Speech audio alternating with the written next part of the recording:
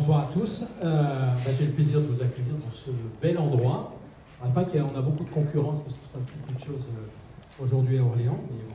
Donc j'ai le plaisir de vous accueillir pour cette conférence. Sauvons le climat a été créé en 2005 par quelques passionnés, animés par une double conviction. La première conviction, c'était oui, la hausse de concentration des gaz à effet de serre dans l'atmosphère est essentiellement due à l'accumulation des quantités de gaz carbonique et de méthane liées à l'activité humaine et à la consommation des énergies fossiles. Et si nous ne faisons rien, cette hausse va entraîner un impact sur le climat, une augmentation de la température moyenne qui peut entraîner des évolutions irréversibles allant jusqu'à remettre en cause quasiment les conditions de la vie sur la Terre. 2005, c'était la première conviction. La deuxième conviction, c'était de dire que face à cette situation, des solutions existent. Il est possible d'agir. Il est possible de faire des choses pour rester, non pas pour éviter le phénomène, mais pour le limiter et faire en sorte de rester dans des limites acceptables. Tout ça en changeant nos habitudes, en mettant en œuvre d'autres moyens de production énergétique, d'autres moyens de consommation. Et donc cette idée, c'est de dire, mais tout ça doit se reposer sur des données techniques et des vérités scientifiques qui, on est forcé de le constater, sont souvent, de notre point de vue, cachées derrière des convictions, des intérêts, des lobbies, des craintes aussi, des passions.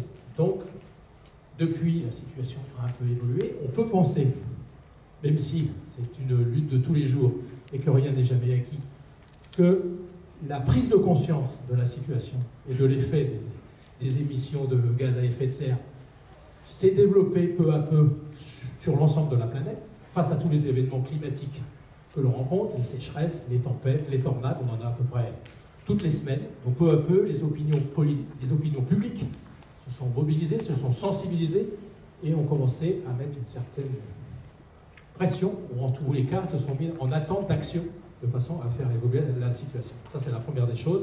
Tout ça s'est concrétisé par un grand moment qui a été l'accord de Paris, la COP21, dont il faut se souvenir, qui a été quand même une réussite française en plus. Je pense que de temps en temps, il faut savoir le dire. On a réussi à avoir un accord de tous les pays, certes considéré insuffisant par certains, mais en tous les cas, tout le monde s'engageant à se mettre en mouvement. Donc ça, c'était le grand moment. Depuis, force est de constater que les résultats sont plutôt décevant, on va dire, pour être gentil, et finalement la dynamique qui a été enclenchée n'est pas à la hauteur des espoirs qu'avait suscité l'accord de Paris. D'une part, et on voit que les émissions sur la planète continuent à augmenter, d'une part parce que c'est normal, les pays en développement continuent à augmenter leurs émissions, parce que c'est leur tour de développement, et que le résultat dans les pays développés, ou dits développés, on va dire ça comme ça, dont nous faisons partie, ne sont pas à la hauteur des attentes. Tout ça par, de notre point de vue, insuffisance des actions, peut-être par manque de volonté politique, ou inadaptation de certaines actions parce que plus soumises à des croyances, à des convictions, qu'à des réalités concrètes et à des choses pratiques et efficaces. Or, je pense que tout le monde le sait, on n'a plus le choix, et maintenant l'heure doit être au bon choix, il ne faut plus se tromper. Alors, Sauvons le climat cherche à apporter son éclairage sur ces sujets, à donner sa vision, à mettre sur la table un certain nombre de choses pour trier entre les mythes et la réalité, de façon à éclairer le débat vers les bonnes solutions. Sauvons le climat est un collectif qui est parrainé par un certain nombre de prix Nobel, nous travaillons avec un certain nombre d'académiciens de très haut niveau, donc l'idée c'est quand même d'avoir une approche technique et scientifique rigoureuse, concrète, démontrée, appliquée, etc., de façon à rentrer sur le sujet. Ce que je veux préciser aussi, c'est que tous les contributeurs de Sauvons le climat sont tous bénévoles, donc ne sont animés par rien d'autre que leur volonté de contribuer à éclairer le sujet et à faire avancer les choses. Nous sommes un collectif avec environ un peu plus de 300 adhérents, je crois, et 6 associations contributives. Chaque année, nous avons, ou Sauvons le climat en tous les cas, parce que c'était bien avant que j'arrive, a pris l'habitude de se réunir l'été à l'occasion des universités d'été pour éclairer un des aspects du sujet, en faisant venir, ou en faisant témoigner un certain nombre d'experts des différents aspects de ce sujet qui est infiniment complexe et qui, encore une fois, vaut mieux que des slogans, etc., mais a besoin d'avoir des réalités concrètes, et les réponses à apporter sont, à l'évidence, complexes, multidimensionnelles, sont faites de beaucoup de... Il n'y a pas une solution, il y a beaucoup de solutions à combiner de la façon la plus harmonieuse et la plus efficace et la plus économique aussi possible. L'an dernier, nous avons travaillé sur la question des transports et de la mobilité durable, et cette année, nous avons fait le choix de travailler sur le domaine du bâtiment, qui représente, et là je pense qu'il y a des gens beaucoup plus compétents que moi, en tous les cas plus de 20% des émissions de notre pays. Donc quelle est notre situation? Quelle est la situation de la France dans ce domaine? Quelles sont les solutions possibles? Quels sont leurs potentiels? Quels sont leurs coûts? Quelles sont leurs limites? Quels sont leurs espoirs? Quelles sont les perspectives de progrès, d'amélioration, d'émergence de solutions, etc.